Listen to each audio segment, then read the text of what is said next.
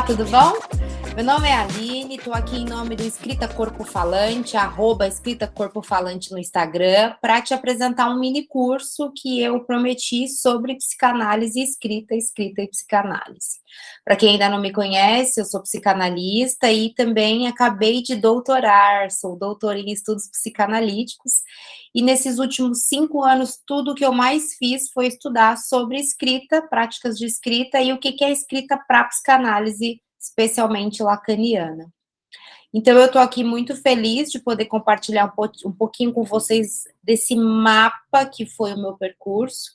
E é um mapa mesmo, porque a minha ideia é poder compartilhar com vocês durante esse ano e aí os próximos anos, um pedacinho de cada desenvolvimento de pesquisa e investigação que eu fiz nesses últimos 5 anos.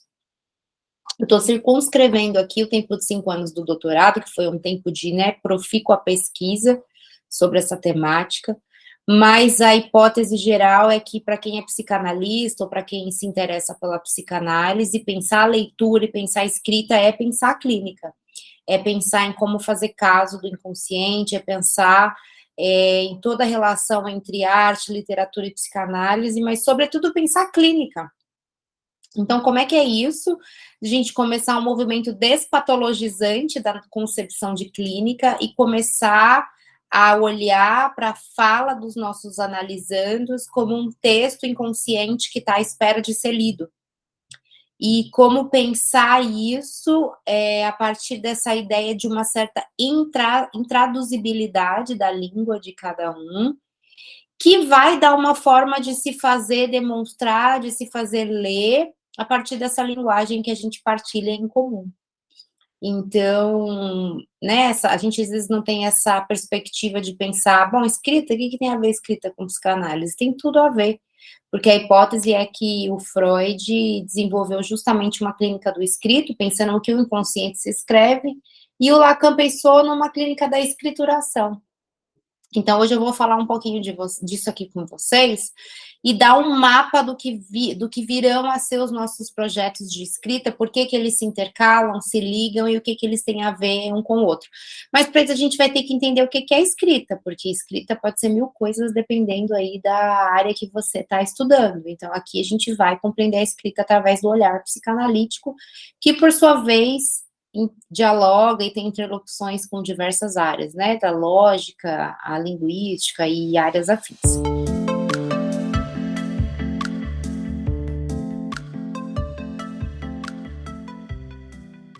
Então, a ideia é fazer mesmo assim um sobrevoo sobre esse mapa que eu estou chamando de práticas de escrita em psicanálise. Então, a gente vai hoje fazer um grande sobrevoo, mapear esse território. E ao longo desse ano todinho, eu vou lançar pequenos cursos, pequenas aulas, pequenos convites para vocês, que vão estar alocados justamente nesse grande mapa que eu vou apresentar para vocês hoje. Vejam só, se eu passei 5 anos estudando isso e já venho mexendo com psicanálise clínica psicanalítica pelo menos há 2 décadas, 20 anos, então não seria assim no mini curso que eu ia dar conta de abordar tudo. Então, a ideia é que eu vou dar hoje um sobrevoo e cada vez daqui para frente que eu lançar algum novo projeto, vai ser um pedacinho desse grande percurso que eu estou apresentando para vocês hoje. Como esse mini curso é gratuito e ele é gravado, se você quiser e se sentir interessado de conversar mais sobre a temática, me procura. O e-mail é escritacorpofalante@gmail.com ou eu tô lá no Instagram, como já avisei, @escritacorpofalante. Essa é a minha apresentação. Então, Escrita Corpo Falante é um projeto criado por mim, Aline Ciero, psicanalista e doutora em estudos psicanalíticos, para realizar sonhos de corpos falantes em suas práticas de escrita. Primeiro ponto, parece, de pensar uma interlocução entre escrita e psicanálise é que a gente sempre escreve baseado em algum sonho, em algum desejo. E nós somos corpos que falam, e falar sempre tem essa responsabilidade, A gente fala e a gente tem que se escutar falando. Então, por isso que a gente, às vezes, não quer falar para não ter que se escutar. E, às vezes, esses nossos sonhos, eles vão ficando não ditos, não falados. E aí a gente não se responsabiliza por como colocá-los em transformação. como construir aí uma vida baseada nessa orientação. E construir vida, gente, é fazer escolhas e é escrever nossa própria história, né? Então, a minha chamada para vocês, que está lá no Instagram, que abre, né, a temática desse projeto, é são essas três frases que, para mim, elas fundamentam um monte de teoria de Freud e Lacan.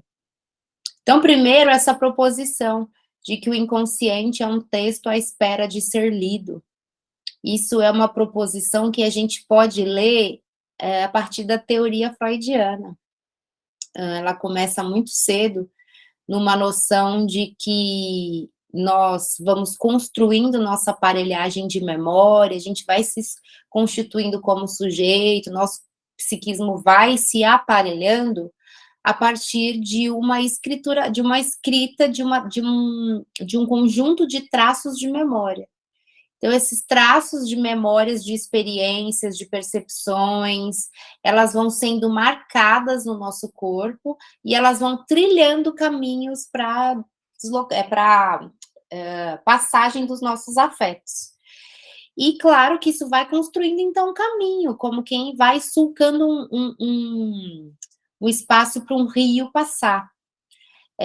Então, essa ideia de que o inconsciente é um texto à espera de ser lido é porque a gente vai se constituindo ao longo da vida, a partir dessas marcas corporais, desses traços de experiências, e isso tudo vai compondo um caminho, um percurso, o modo como o nosso corpo foi entrando na cultura, na linguagem, e quais foram as marcas que esse corpo foi recebendo. Marcas traumáticas, marcas prazerosas, marcas de satisfação, diversos tipos de marcas que foram marcando o nosso corpo de afetos e de linguagem.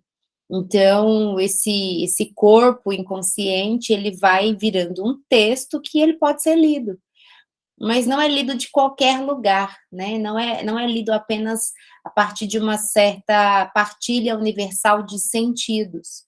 A gente tem uma tendência a achar que o inconsciente, né, a gente vai pegar um dicionário e a gente vai traduzir os elementos inconscientes, tipo nos sonhos.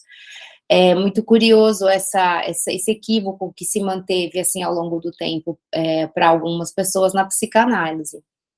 Então, a ideia aqui é que se o inconsciente é um texto à espera de ser lido, ele é um texto absolutamente singular. Assim como a gente às vezes pega um texto de literatura e a gente fica amarrado naquela história e aquela história nos surpreende, às vezes por mais simples que ela seja, da mesma forma um corpo, né, um corpo que fala, um corpo que vai dando conta aí de inventar a sua existência, um corpo que vai sendo marcado por acontecimentos, por contingências e pela linguagem, ele vai se transformando num texto que fica à espera de ser lido nessa sua singularidade. Mas, como é um corpo que está em partilha de uma linguagem em comum, porque precisa se alienar a ela e entrar na cultura, é um corpo que vai sendo lido sempre de forma equivocada. Então, a gente vai se perdendo nesses sentidos da vida. Então, aqui, quando a gente vai dizendo que o inconsciente é um texto à espera de ser lido, então a gente precisa aprender a ler a letra. Né? Então, qual seria aí uma espécie de letra singular de cada sujeito que nos permitiria ler este texto que está à espera de ser lido, porque não é qualquer letra. Se eu for ler a partir de qualquer lugar, eu vou ter interpretações equivocadas, errôneas, e não é isso. Então, essa proposição, ela implica que para a gente fazer a leitura do texto inconsciente que está à espera de ser lido, a gente tem que aprender a letra. E como que a gente aprende a letra, se não a partir do próprio corpo falante que ali se apresenta? Então, isso é um paradoxo interessante. Mas a partir do momento que a gente aprende essa letra, essa língua, e a gente vai conseguindo ler esse texto, então é possível fazer uma transposição, uma transformação, e passar a escrever com essa letra, com esse texto, com esse estilo que está se imprimindo aí em um sujeito ao longo da sua vida. E é nessa transformação que a gente consegue escrever outros textos, escrever novas versões, escrever outros destinos e caminhos para esses corpos, para a nossa existência. Então, esse aqui não é um convite qualquer. Isso tudo, assim, em termos de estrutura, né, de estrutura de suporte, isso vale, assim, para pensar a escrita de absolutamente qualquer forma, né. Isso pode ajudar, se a gente está partindo de uma orientação nossa, o que nos causa a escrever, a viver, a inventar existências, então isso pode ajudar a gente a escolher o que a gente vai escrever num texto de literatura, isso pode ajudar a gente a escrever um artigo científico, isso pode nos orientar com relação a pesquisas acadêmicas, isso pode nos orientar, inclusive, na nossa formação de analistas, e nas investigações que a gente tem que fazer com relação ao analisando o que fala. Então, como é que a gente olha para esse analisando, como é que a gente escuta esse analisando, a partir desse ponto em que a gente sabe que nós somos absolutamente distintos nas nossas histórias, nas nossas marcas, e ali é sobre ler como o texto dele foi se compondo, como a letra dele foi se compondo aí, um pouco escamoteada por trás da nossa linguagem partilhada, e como a gente vai nessa leitura ajudando e se analisando, então, a ler sua própria letra que ficou esquecida e apagada. Então, essa é uma proposição aqui que ela é enorme e com o tempo a gente vai falar um pouco mais dela. Então, o que eu estou chamando de prática de escrita, né, que acho que esse é o convite, práticas de escrita tem a ver com essa tríade, né, entre o campo psicanalítico, as operações de leitura e as operações de escrita. É uma tríade enorme e trabalhosa, que não é, assim, meu intuito dar por encerrada aqui nessa nossa conversa, pelo contrário, é uma abertura. Mas o que eu estou chamando aqui de psicanálise, eu estou entrando com vocês no território da psicanálise de Freud e Lacan. E essa psicanálise lacaniana que nos suporta, que nos dá suporte a essas proposições que nós estamos começando a adentrar hoje, é especialmente aqui aquela do nó borromeano e da função da topologia na psicanálise. O Lacan fez algo bastante interessante, que foi basear toda a questão de escrita do psiquismo desenvolvida por Freud, mas que foi desenvolvida em cima de um suporte biológico, anatômico, fisiológico. Então, o Freud entendia que, né, o corpo, o organismo biológico, era aí o suporte, o corpo, por onde se escreviam as percepções, os afetos e a linguagem, compondo aí um corpo simbólico. O Lacan percebeu alguns problemas de tomar o corpo orgânico, biológico, anatômico, como esse lugar lugar de partida para a escrita, e ele decidiu substituir esse suporte pela topologia e pela lógica.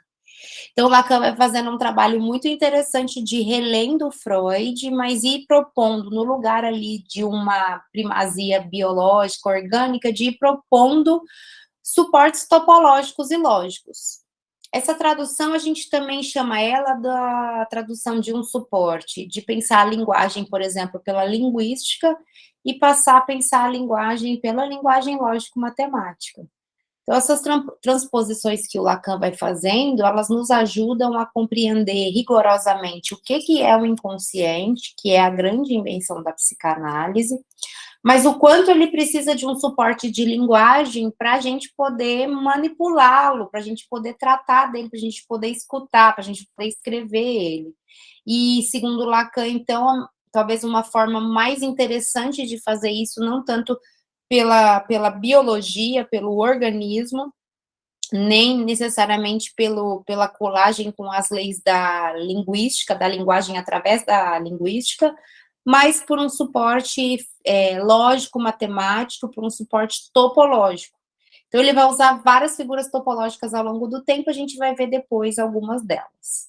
É uma tríade enorme e trabalhosa, que não é, assim, meu intuito dar por encerrada aqui nessa nossa conversa, pelo contrário, é uma abertura. Mas o que eu estou chamando aqui de psicanálise, eu estou entrando com vocês no território da psicanálise de Freud e Lacan. Então, Lacan compreende que, né, o que Freud chamava de interpretação, de escuta em transferência, de operações psíquicas, tudo isso tem a ver com esse momento de leitura, né? O inconsciente é um texto à espera de ser lido. Como que esse inconsciente que está à espera de ser lido, ele foi um texto, né, que ele começou escrito com marcas, traços, e ele foi se compondo como um texto que fica aí à espera de leitura. E ele se dá a leitura, por exemplo, nos sonhos, né? À toa que o Freud escreveu, né, a interpretação dos sonhos, contando todas ali as formações do inconsciente que acontecem no sonho, que é condensação, deslocamento, encenação, figuração. Então, essas operações, elas vão contando um pouco como esse texto foi tecido, quais operações ocorreram para que esse texto inconsciente fosse tecido, e, ao mesmo tempo, ele fica à espera de ser lido, mas também fica ali não revelado, né? Então, em situações, por exemplo, como o sonho, é um momento onde a gente tem acesso mais próximo a essas formações do inconsciente. Mas não só. Existem vários outros momentos em que isso também pode acontecer, e isso está muito presente nas escritas de literatura, de arte, de cinema, e está na nossa boca aí quando a gente fala o tempo todo.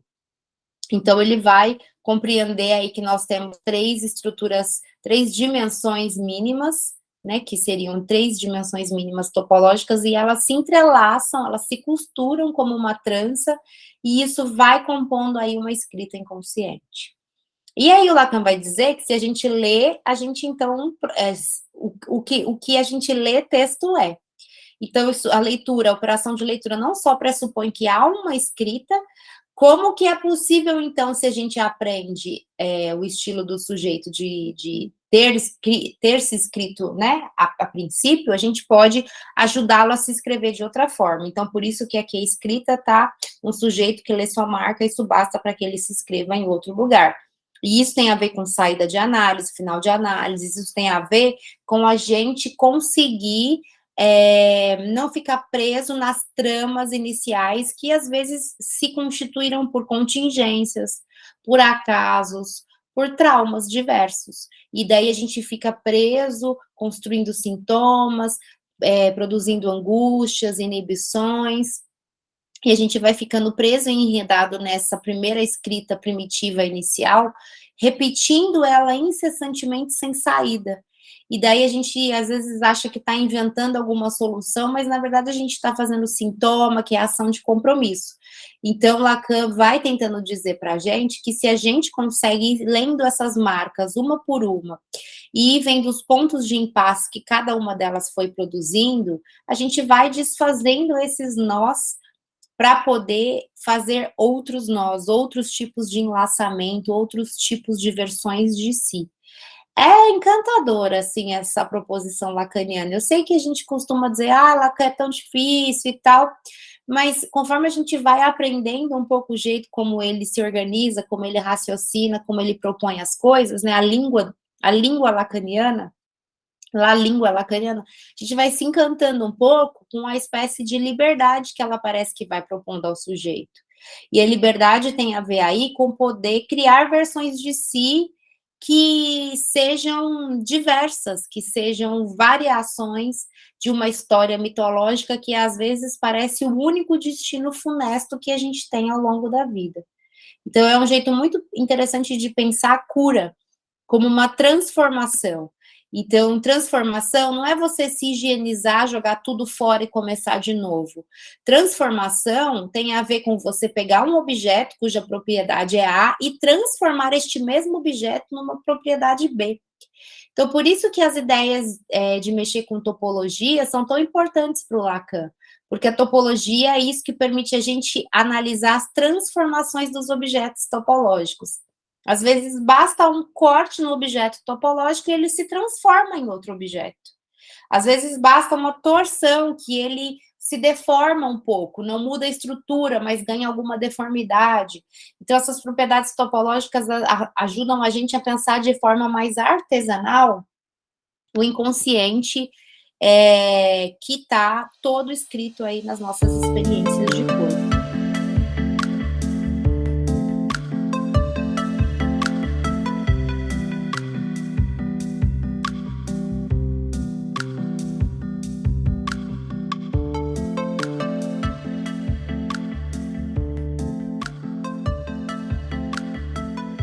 Um sobrevoo para pensar essa questão da clínica do escrito em Freud, então isso aqui é um mapa de sobrevoo mesmo, é pensar que existe toda uma teoria que o Alush, inclusive, chamou da clínica do escrito em Freud, que é pensar todo o trabalho teórico que o Freud teve para desenvolver essa hipótese do inconsciente. Então, lá no começo, bem na época das afasias, do projeto, da interpretação dos sonhos, o Freud foi desenvolvendo essa ideia de que o inconsciente era um aparelho, então a gente tem versões freudianas do aparelho psíquico, que elas eram escritas, traços. E traços de quê? Traços de linguagem marcando as experiências e afetos de um corpo. Então, um aparelho psíquico é nada mais que uma alegoria dessa escrita. Escrita da linguagem de experiências e acontecimentos no campo de afetos num corpo, né? Esse encontro desencontrado. Então, o Freud desenvolveu aí no começo essa grande teoria dos seus aparelhos, primeira tópica, segunda tópica, mas especialmente a primeira tópica, né? E aí, ele, no Interpretação dos Sonhos, foi mostrando como, a partir da alegoria dos sonhos, que acho que é um lugar privilegiado, mas também isso acontece quando estamos em vigília, né?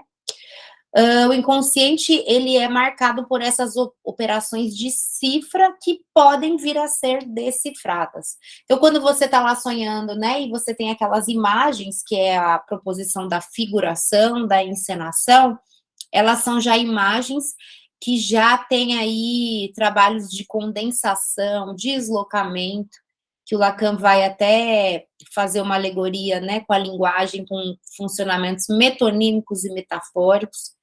Então, você tem todo esse conjunto de operações de figuração, de condensação e deslocamento que vão transformando, traduzindo para uma língua onírica isso que você está vivendo, desse encontro desencontrado fundamental entre teu corpo, as percepções e o mundo de linguagem.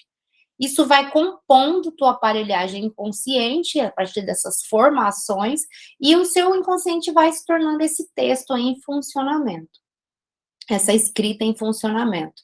Então, por isso, a Alush faz essa nomeação, assim, a partir, né, da leitura do Lacan de Freud, que a clínica do Freud é a clínica do escrito, porque é uma clínica que escuta os sonhos, escuta os atos falhos, escuta as formações de linguagem que se dão a ver através da fala, e vai tentando desmontar, retroagindo, para entender como que esse aparelhamento se deu.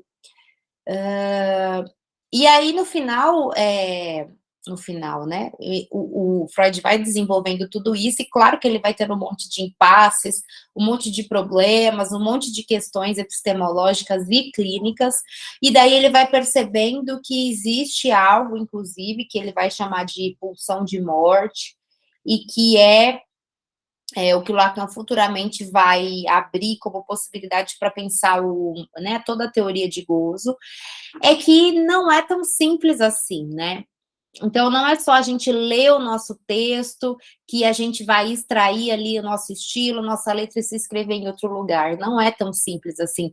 Não é só revelação, leitura, revelação, deciframento, conscientização e, né, estamos bem. Porque durante todo esse processo de experiência de vida, nós vamos sendo marcados por uma força pulsional que vai se alimentando de uma certa satisfação desse caminho.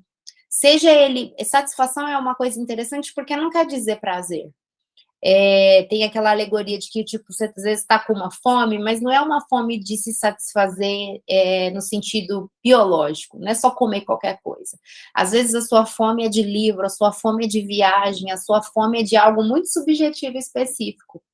Então, o Freud vai percebendo que tem um impasse aí, tem uma pedra no meio do caminho, que não bastava ler o inconsciente, interpretar o inconsciente, que o sujeito estava liberado para construir seu caminho, que tinha uma certa marca de satisfação, que não necessariamente é prazerosa, às vezes da ordem do horror, que vai impedindo o sujeito de construir uma outra forma de funcionamento, porque havia gerado já um modo de economia psíquico que parece que não tem saída, que o sujeito vai ficando entranhado e amarrado nela, e parece muito sem saída. E por isso a gente vai vivendo em repetição milhares de situações idênticas sem achar que aquilo tem saída, sem que arranque um pedaço da gente junto. Então, esse impasse, essa pedra no meio do caminho, fica aí causando vários embaraços epistemológicos e clínicos em Freud, e ele vai lidando isso assim à sua própria maneira.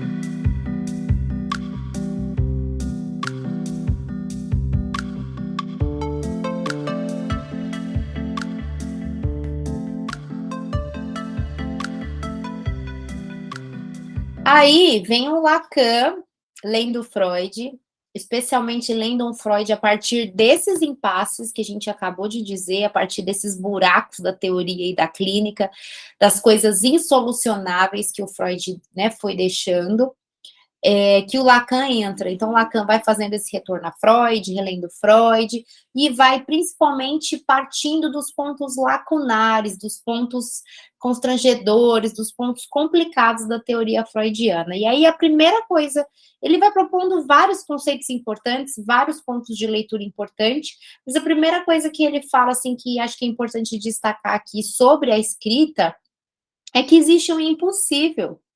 E esse impossível ele escreve com esse axioma tão famoso e tão problemático, que é de que a relação sexual não existe.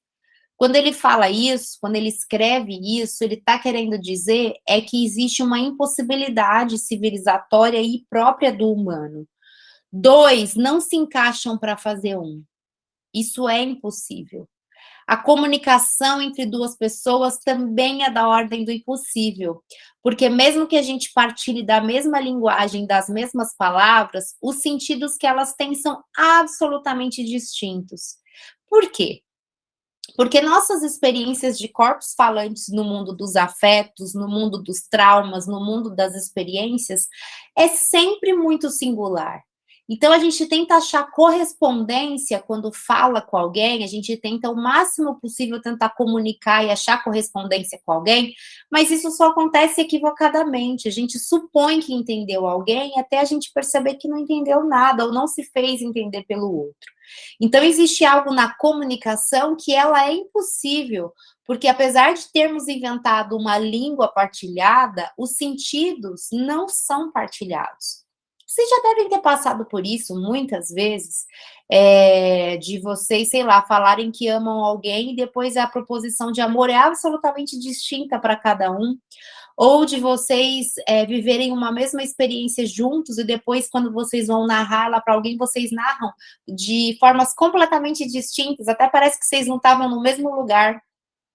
Ou até mesmo quando a gente vai contar a história do passado, parece que a gente conta de um jeito, aí vem um pai e conta de outro, aí vem a mãe e conta de outro, e parece até que a gente está inventando, que a gente não teve a mesma vivência de uma cena do passado.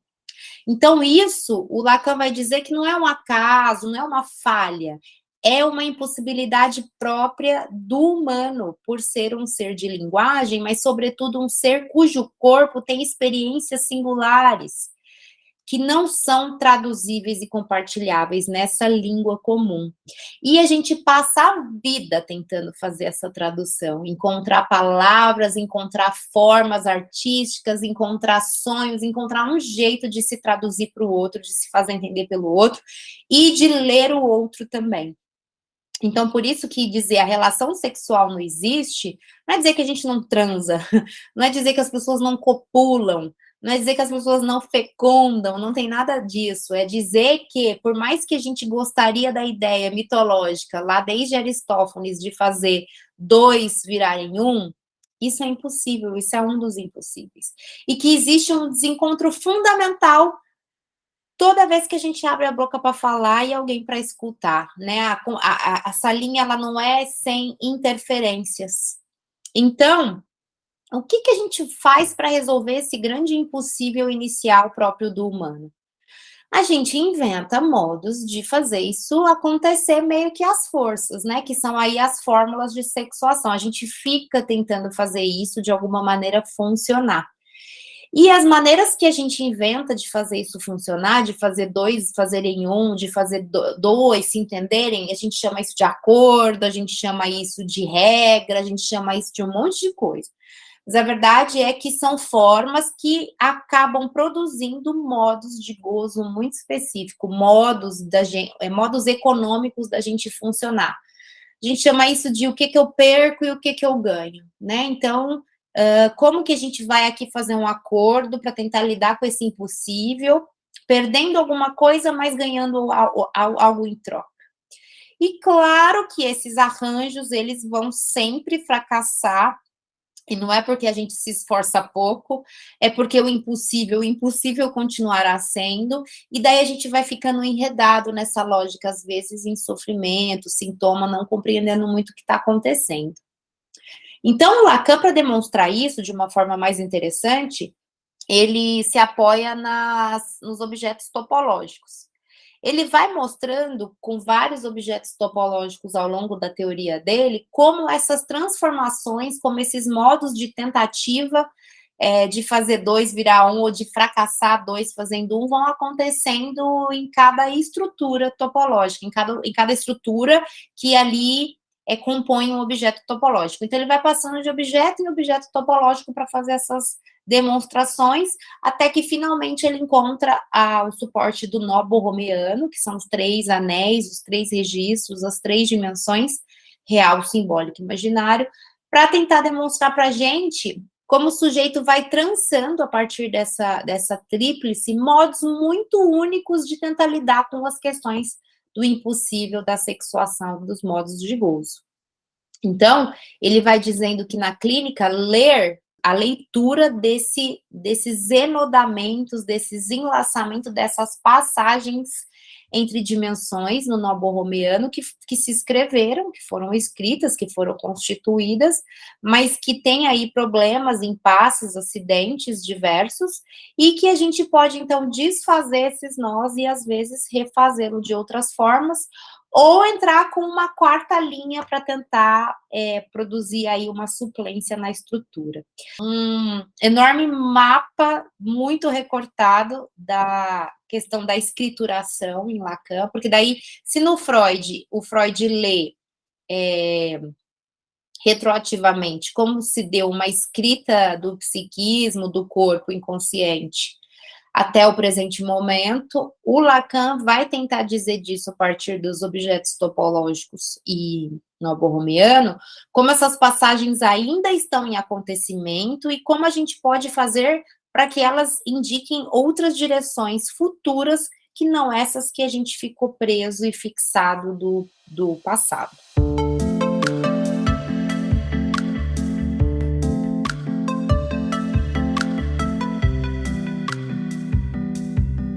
Essa é uma pergunta que eu recebo muito, né?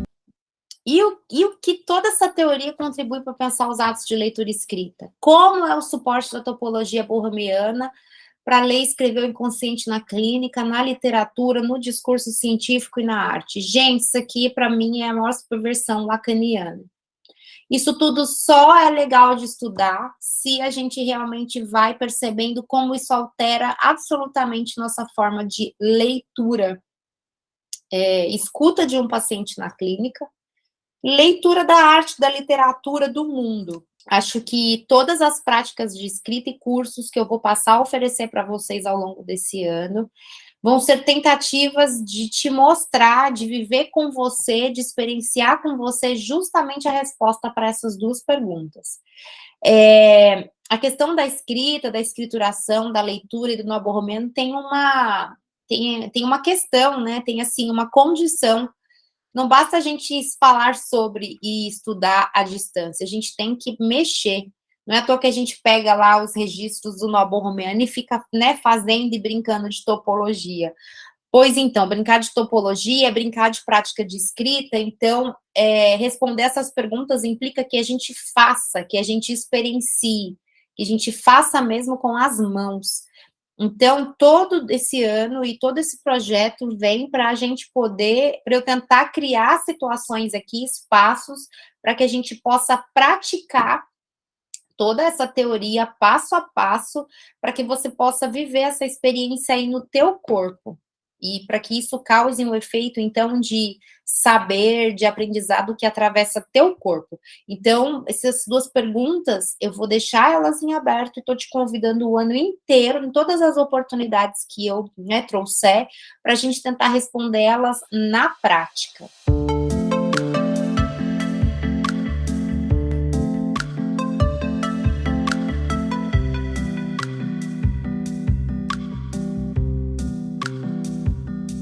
Uma pergunta que fizeram muito mesmo, um pedido que fizeram muito para esse mini curso, foi que eu falasse um pouco da escrita de caso clínico. Gente, eu vou lançar um curso específico esse ano só de caso clínico, porque eu estudei durante os últimos 5 anos as variadas possibilidades de escrita de caso clínico na psicanálise, então posso, né, eu tenho muito para compartilhar com vocês. Fiz a minha escolha por uma certa invenção, mas eu posso compartilhar com vocês muito do que eu aprendi estudando sobre isso. Então, assim, falar de escrita de caso clínico é um universo muito grande, que vai muito além daquela ideia de psicanálise aplicada que a gente tem, sabe? De, pega um caso, interpreta com a historinha mitológica edípica da pessoa e escreve, né? Isso é muito patologizante, isso é muito limitador. Então, não seria interessante repensar toda essa noção de leitura e escrita inconsciente para a gente fazer uma psicanálise ético aplicada, né? Ou patologicamente aplicada, ou estudou dizer, essa pessoa é neurótica, psicótica, ou perversa. Não é nada disso. Essa pessoa é porque ela foi abandonada pelo pai que ela é assim. Essas causações muito simplórias, né? Que já vão ficando para trás. Então, eu vou convidar vocês para esse curso do caso clínico que eu devo lançar no segundo semestre desse ano ainda, mais para frente. Mas eu já queria dar um gostinho de demonstração para vocês do que a escrita de caso clínico pode abrir de possibilidade a partir dessa lógica da topologia lacaniana. Então, a primeira proposição é que escrever um caso clínico, essa escrita possui um rigor e um estatuto lógico. Não é apenas uma contação de história, uma descrição e relato de sessão. Não é relato só, não é descrição só, não é uma contação e narração apenas. Tem uma proposição lógica que se faz aí. E daí o Lacan, para demonstrar um pouco disso, vai dizer assim, bom, o que um caso clínico pode escrever? Se a gente se apoia, por exemplo, né, na topologia do touro, o touro favorece a gente pensar as modalidades de repetição de um analisando. Por que determinadas experiências e estruturas de sintoma e sofrimento se repetem infinitamente nessas voltas aí do touro? O touro também nos permite pensar o caso através dos giros entre a queixa e a demanda. O que é centrado, às vezes, de um analisando a partir de uma queixa, de um problema que ele tem, e que parece que ele está totalmente fora dessa demanda, dessa queixa, e como ela vai se traduzindo pelas voltas, né, em uma demanda de cura para o analista. Então, esse também é um recorte que é possível de ser feito pelas leituras das voltas do touro. E, por último, dá para ler muito sobre a questão da pulsão a partir desses giros pulsionais do touro, e que vão dizendo sobre como se imiscuem aí origem e destinos da pulsão numa infinitização de um percurso sem fim, né? Que ele não muda de forma e ele não tem fim, ele sempre retorna a origem e destino num único ponto só. Isso é um jeito de pensar caso clínico a partir do touro. Outro jeito de pensar caso clínico, por exemplo, a partir da banda de Moebius, a banda de Moebius, como ela é uma estrutura aí que ela implica um corte, aí você cola, né, invertendo os lados, e você vai romper com a noção de lado e avesso. Então, lado e avesso são, na verdade, um circuito infinito, um só. Não dá muito para dizer o que é interior e o que é exterior. Então, essa topologia, ela dá para a gente fazer leitura da divisão do sujeito, de como o sujeito é dividido aparentemente entre ele e o outro, o mundo interno e o mundo externo, mas, na verdade, Moebius vai dizendo que isso tudo é lado e avesso de um objeto só. Dá para pensar nas diferenças entre a fala e o dizer, o que é isso que a gente fala, mas quando a gente escuta, porta um dito que a gente não tinha escutado, e que às vezes a gente não quer se haver com aquilo. Então a gente se pega falando e, nossa, mas o que eu falei aqui, né? O que é isso, que esse dito que saiu da minha boca que eu queria falar e falei, bem, como que eu vou me haver com isso que foi dito, que eu não queria falar, mas agora está falado? Moebius também dá para a gente discutir um pouco a questão da mitologia e da lógica. Que ideia é essa, né, que eu tenho mitologicamente de que eu sou causado por uma mitologia que me é exterior e eu não tenho saída, mas daí na banda de Moebius a gente vê que esse circuito infinito, se a gente corta ele, ele se transforma em outros objetos. Então, que lógica é essa que a gente se coloca como exterior à nossa própria história, à nossa própria mitologia, e daí não consegue mais perceber que nós não somos exteriores, que nosso corpo faz parte ativo dela. E também dá para discutir todas essas concepções de determinação e contingência, né? As pessoas acham que foram determinadas porque os pais se separaram, foram determinadas porque na infância não tiveram X ou tiveram X demais.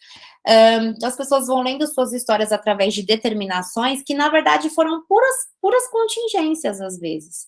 Contingências que determinaram naquele momento o destino da pessoa, mas que, se lembradas como contingências, podem, então, ter seu valor bem diminuído como determinação, como determinantes. A garrafa de Klein, ou cross-cap também, é uma outra figura que nos permite pensar um pouco mais sobre a causa, né? A causa de um sujeito. Então, suspende essa noção de corpo como interno e externo, porque o corpo é essa superfície, né, que dependendo de como for, não tem mais lado e avesso, dentro e fora, interno e externo, e por isso vai fazendo a gente questionar, então, a nossa existência, a nossa causa de existência no mundo, e vai podendo abordar um pouco da confusão que a gente costuma ter entre o eu e o outro. Até que ponto sou eu, até que ponto é o outro, até que ponto isso tudo vai ficando misturado, até que ponto a gente tem que fazer cortes e discernir essa questão. Então, isso aqui só eu dando uma ideia para vocês de como que dá para a gente discutir um pouco o caso clínico através de algumas figuras topológicas.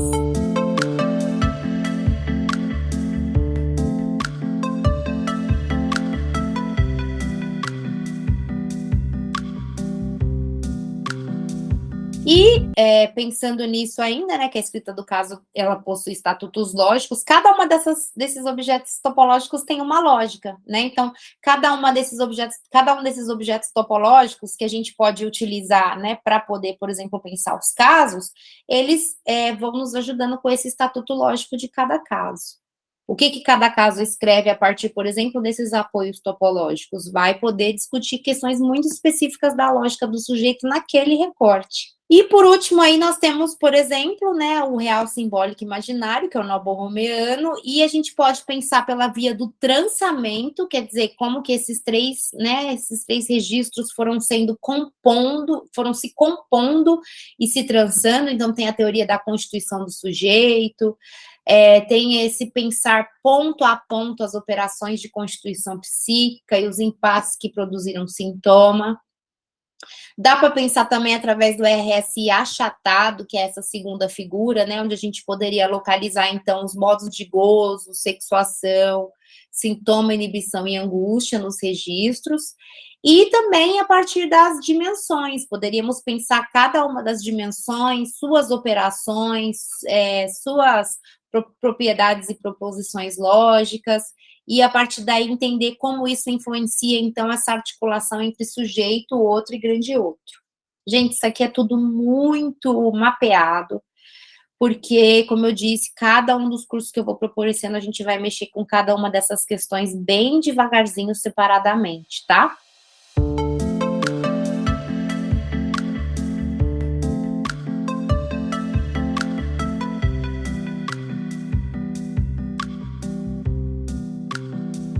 E aí, eu queria convidar vocês para ver um pouco disso na prática, porque senão a gente fica muito assim, né? Nossa, Aline, quanta teoria e tal. E eu estou gostando muito de usar como exemplo esse texto da Cláudia Durastante, a estrangeira. Eu vou deixar o link para vocês adquirirem o livro, se vocês quiserem. E é pra gente, tudo que eu estou dizendo para vocês até agora sobre leitura e escrita e psicanálise, a gente consegue ver em acontecimento nesse livro, da Cláudia Durastante. Tem muitos outros livros que nos permitem fazer isso, mas esse eu estou bastante encantada com ele recentemente. Então, no primeiro capítulo do livro, que chama Mitologia, a autora nos apresenta o seu jeito de ler. Ler o quê? A história dos pais, sua mitologia infantil de origem. E ela faz isso nos apresentando o seu jeito de escrever, o seu jeito de contar, de extrair e de versar sobre essa história. Quer dizer, simultaneamente num texto, ela consegue apresentar as operações de leitura, de escrita e como ela inventa com isso, né, para fazer um jeito que é só dela, que é um jeito dela de fazer caso com a sua própria história.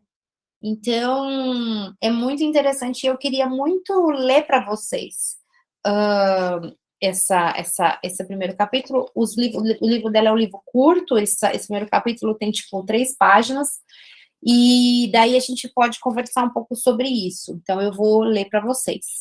Minha mãe e meu pai se conheceram no dia em que ele tentou se jogar da ponte Sisto, em Trastevere. Era um bom local para cair, ainda que fosse um bom nadador, o impacto com a água teria deixado paralítico, e o Tibre naquela época já era tóxico e esverdeado. Minha mãe caminhava cabisbaixa e com os ombros contraídos, como se estivesse sempre chovendo, especialmente quando andava sozinha. Mas naquele dia parou na ponte e viu um garoto montado no parapeito. Aproximou-se para pôr uma mão sobre seu ombro e puxá-lo para trás. Talvez tenha havido uma breve discussão. Ela o convenceu a se acalmar e respirar devagar. Depois passearam pela cidade, embriagaram-se e terminaram num hotel com lençóis duros que cheiravam a amônia. Antes do nascer do sol, minha mãe se vestiu e foi embora. Precisava voltar ao internato. E meu pai lhe parecia muito inquieto. Não tinha nem balançado as costas dele para avisá-lo. No dia seguinte, quando saiu pelo portão da escola junto com as amigas, o viu com os braços cruzados, apoiado num carro que não era dele, e naquele momento entendeu que tinha se lascado. Sempre invejei a expressão mística e funesta com que ela conta essa história, sempre senti ciúmes daquele apocalipse.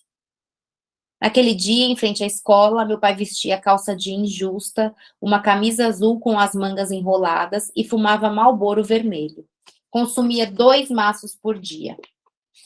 Tinha ido buscá-la na frente de uma escola pública, na rua Nomentana, e daquele momento em diante passaram a viver juntos. Como conseguiu me achar? Ela perguntava.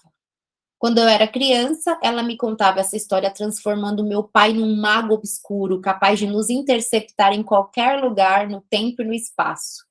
E eu a abraçava com força, sem responder, perguntando-me como era ser desejada daquele jeito por um homem. Depois, cresci e comecei a lhe mostrar a coisa mais óbvia. Havia só um colégio para moças como você em Roma, não foi tão difícil. Ela concordava, depois movia a cabeça. Ele a encontrou porque precisava. Apesar do fim do casamento, ela nunca se arrependeu de tê-lo afastado daquela ponte. Ele era surdo, ela também. A relação deles tinha algo mais profundo e íntimo do que o amor. Minha mãe e meu pai se conheceram no dia em que ele tentou salvá-la de uma agressão em frente à estação Trastevere. Ele havia parado para comprar cigarros e estava prestes a voltar para o carro quando foi atraído por movimentos bruscos e descoordenados de alguns delinquentes. Estavam chutando uma garota, tentando arrancar-lhe a bolsa. Depois de botá-las para correr de susto, ele parou para dar assistência à minha mãe e a convenceu a ir até sua casa para se recompor. Naquela época, ele ainda vivia com os pais. Assim que viram aquela garota, pouco mais do que uma adolescente de pele escura e cabelos ainda úmidos do banho, acharam que se tratava de uma órfã. Com 20 anos, minha mãe tinha um sorriso largo e indecente, dentes de fumante e cabelos pretos escorridos até os ombros, num corte que fica mal para qualquer uma.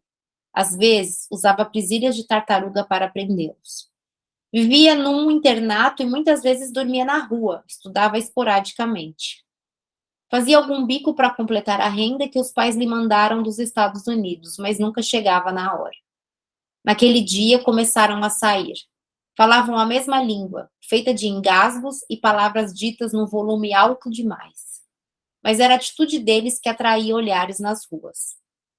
Trombavam com os transeuntes sem se virar nem pedir desculpas e transpiravam indiferença. Ele tinha cabelos castanho claros, a boca carnuda e traços nobres. Ela mal chegava na altura dos ombros dele e parecia saída de uma prisão florestal para guerrilheiros. Fazia muitos anos que meu pai tinha a capacidade de aparecer do nada.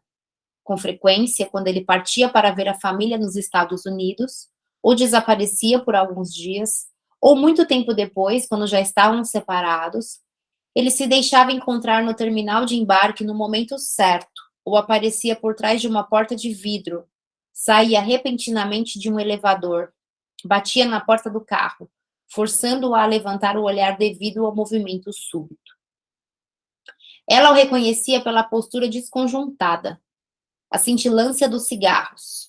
Encontrava-o como um caçador ferido e ensanguentado encontra os animais quando não conta com os outros sentidos à sua disposição e confia somente no instinto raivoso. Meu pai e minha mãe se divorciaram em 1990. Viram-se poucas vezes desde então, mas cada um começa a história dizendo que salvou a vida do outro. Esse, então, é um pedacinho do livro A Mitologia, da Cláudia Durastante, a Estrangeira, e eu não sei se vocês puderam perceber como ela brinca nesse primeiro capítulo, contando a mesma cena, a mesma versão mitológica do encontro dos pais dela, que, claro, deu origem depois a ela, pela versão que ela escutava, provavelmente, da mãe, depois pela versão que ela escutava do pai, mas, sobretudo, pela versão que ela escreveu sobre essas versões. Pelos recortes que ela faz dessas duas versões, dizendo, então, que, né, entre adjetivações e marcações e versões, o ponto em comum maior dessa mitologia deles é que cada um começa a história dizendo que salvou a vida um do outro, que é um recorte bastante interessante.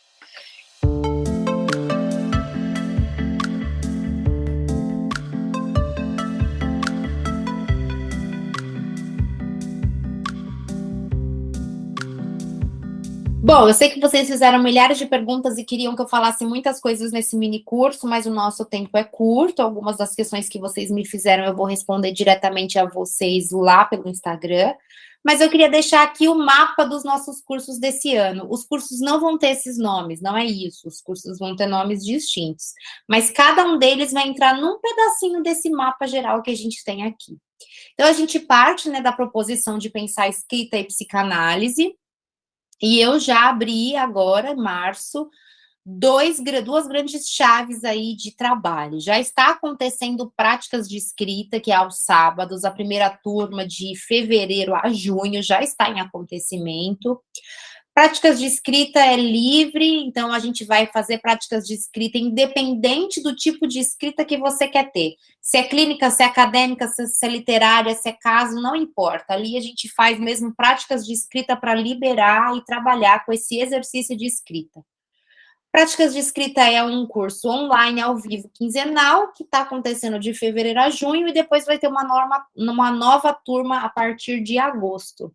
Então, se você não conseguiu participar agora, te espero em agosto. Por quê? Porque esse vai ser um curso circular e dele, como a gente pode ver abaixo, vai sair sempre os estudos de literatura e literatura terra. Literatura terra é o tipo de brincadeira que o Lacan faz para dizer da escrita psicanalítica, que não é uma literatura, né?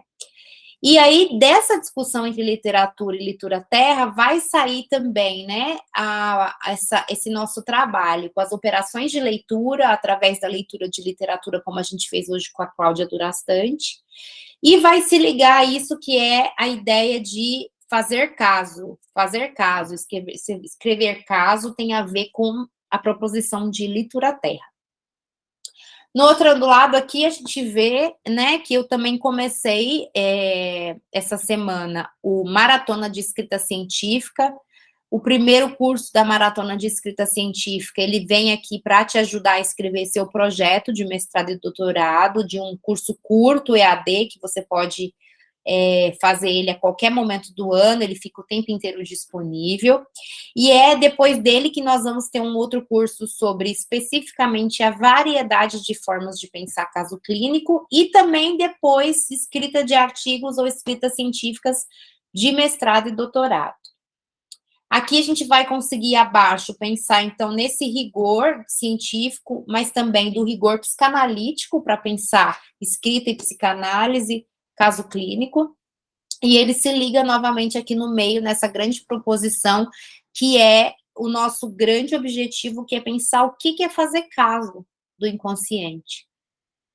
E o que é escrever a partir disso? Fazer caso, vejam, é uma expressão que já não tem a ver mais com escrever caso clínico, né? O que é fazer caso do inconsciente? Acho que esse é o nosso grande objetivo ao final, de chegar lá, porque fazer caso tem a ver com clínica, com literatura, com escrita, com leitura, com tudo que tem a ver aí como um resultado desse encontro entre escrita e psicanálise.